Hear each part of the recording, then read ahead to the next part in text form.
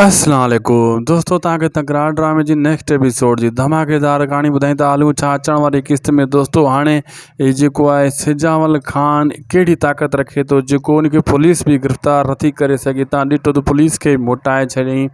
हाणे नवाब ख़ान सिजावल ख़ान खे कहिड़े तरीक़े सां झुकाईंदो, ऐं इहो तव्हांखे ॿुधाईंदा हलूं दोस्तों।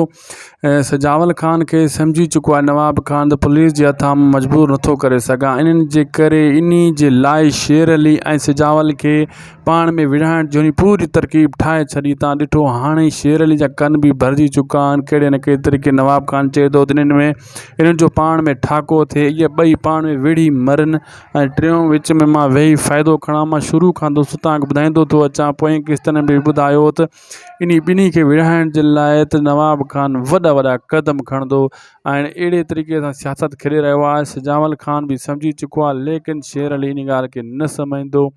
ऐं दोस्तों मां तव्हांखे ॿुधाईंदो हलां त अचण वारी किस्त में इहो बि थियण वारो आहे। नवाब ख़ान हाणे त उहो हिकु पासे फाथो पियो आहे, लेकिन बख़्शल जे लाइ बि कुझु न कुझु थियण वारो आहे। शेर ऐं जेको आहे मीर बख़्शल जो कुझु न कुझु कमु कंदो। हाणे बख़्शल जे पंहिंजी वफ़ादारी साबित करे वियो त पोइ मीर छॾे ॾींदो।